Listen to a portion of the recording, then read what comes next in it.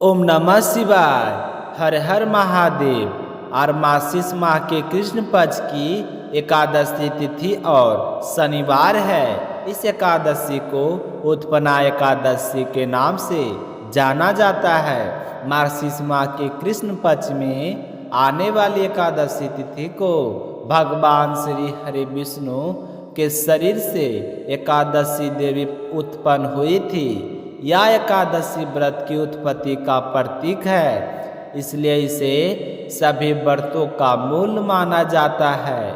कहा जाता है कि जब मुर नामक राक्षस ने भगवान विष्णु जी पर आक्रमण किया था और वे योग निद्रा में थे, तब उनके शरीर से एक दिव्य और तेजस्वी देवी उत्पन्न हुई थी।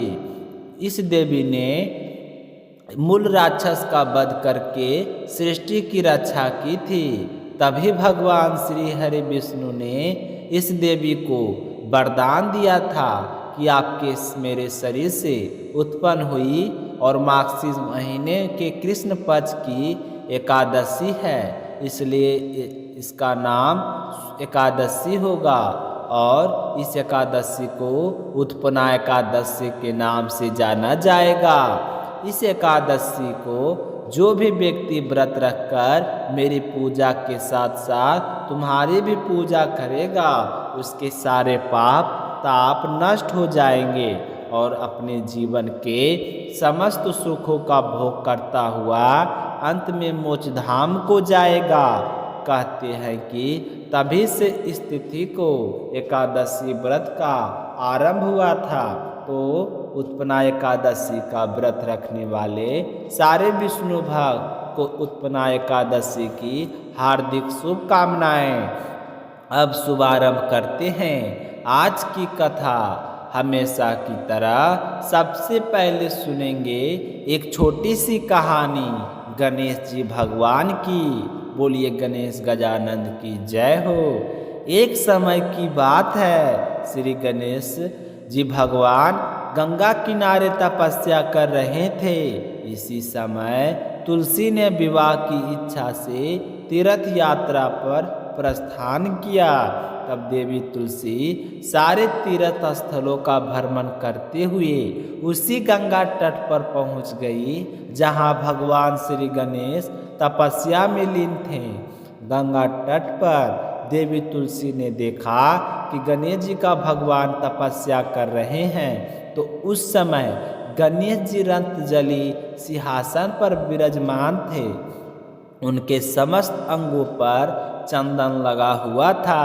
उनके गले में पारिजात पुष्पों के साथ स्वर्ण मणि आदि के अनेक हार पहने हुए थे।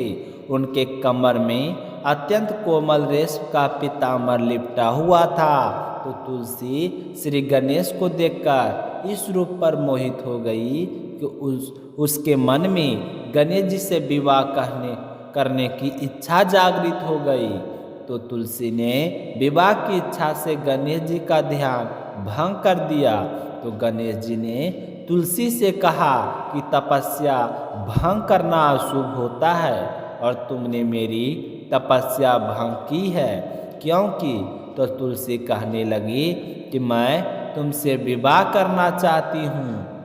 तो गणेश जी भगवान बोले कि मैं तो ब्रह्मचारी हूँ और आपके विवाह के प्रस्ताव को नामंजूर करता हूँ। तो इस तरह गणेश जी भगवान के मना करने पर तुलसी बहुत ही दुखी हुई और आवेश में आकर श्री गणेश जी से कहने लगी कि तुम एक तो क्या, तुम्हारे 2 विवाह होंगे। तो तुलसी द्वारा इस तरह के वचन सुनकर गणेश को गुस्सा आ गया।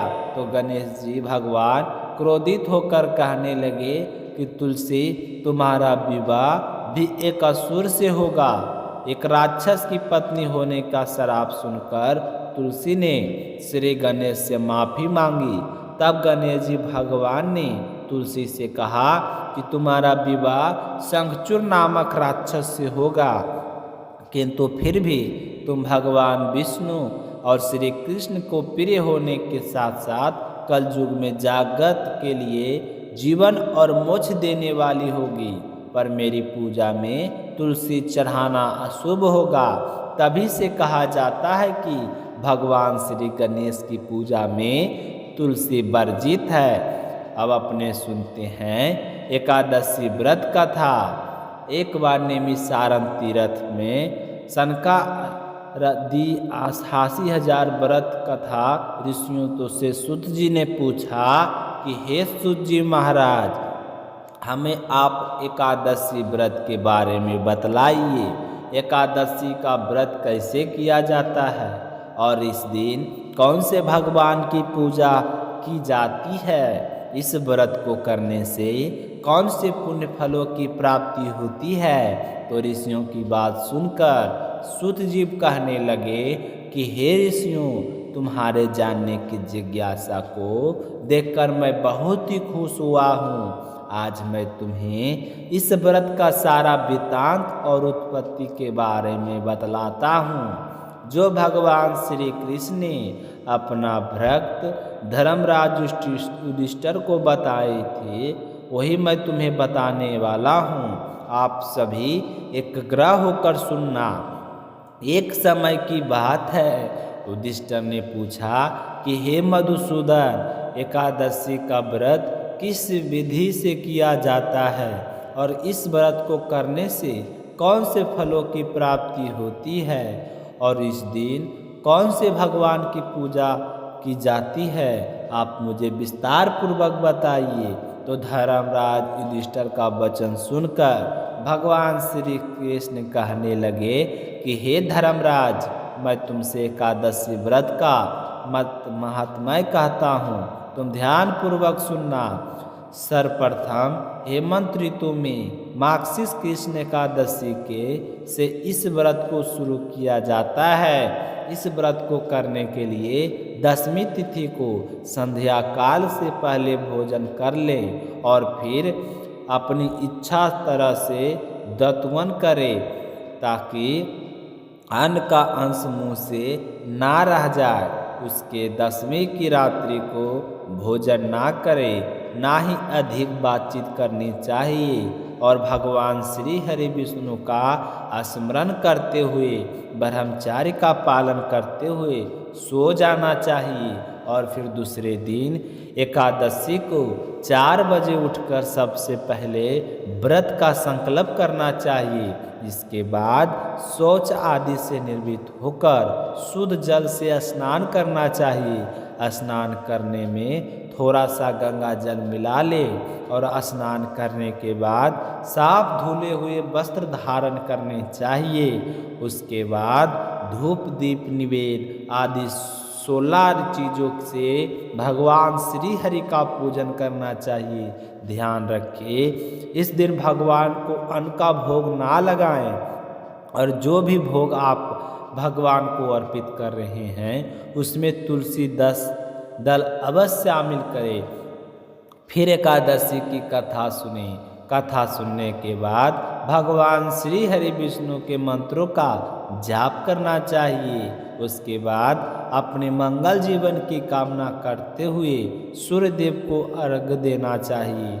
जो भी व्यक्ति व्रत रखता है उसको इस दिन चोर, पाखंडी, पर स्त्रीगामी, निंदक, मिथ्याभाषी तथा किसी भी प्रकार के पापों से बात नहीं करना चाहिए। इन सब से बचने के लिए एकादशी के दिन कम बोलना चाहिए और मन ही मन विष्णु का स्मरण करते रहना चाहिए।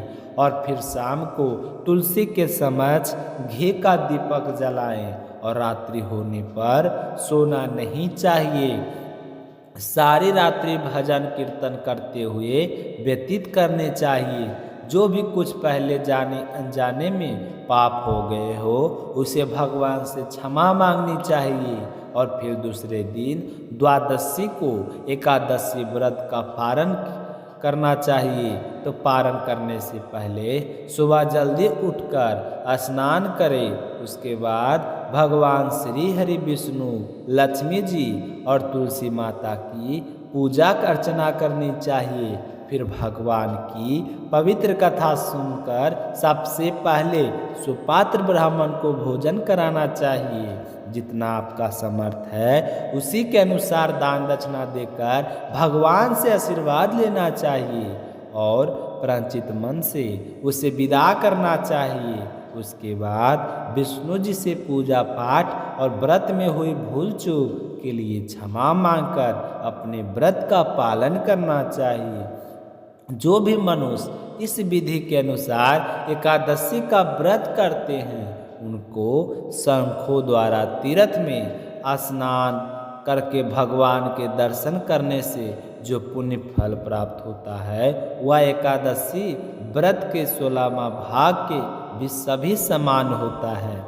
व्यतिपात के दिन दान देने का लाख गुना फल प्राप्त होता है। संक्रांति से 4 गुना तथा चंद्र ग्रहण और सूर्य ग्रहण में स्नान से जो पुण्य फल प्राप्त होता है वही पुण्य एकादशी के दिन व्रत करने से मिल जाता है। अश्वमेध यज्ञ करने से 100 गुना तथा 1 लाख तपस्वी को 60 वर्ष तक भोजन कराने से 10 गुना, 10 ब्राह्मणों तथा 100 ब्रह्मचारियों को भोजन कराने से 1000 गुना पुण्य फल भूमि दान करने से होता है। इससे भी ज़्यादा गुना पुण्य कन्या दान करने से होता है और इससे भी 10 गुना पुण्य विद्या दान करने से होता है। विद्या दान से 10 गुना पुण्य भूखे को भोजन कराने से होता है, क्योंकि अन्न दान से देवता और पितृ दोनों तृप्त होते हैं। अन्नदान के समान इस संसार में कोई ऐसा कार्य नहीं जिससे देवता और पितृ दोनों तृप्त हो, परंतु एकादशी के पुण्य फल इन सब से कहीं ज़्यादा होता है। हजारों यज्ञों से भी अधिक इसका फल होता है। इस व्रत का प्रभाव देवताओं भी दुर्लभ है।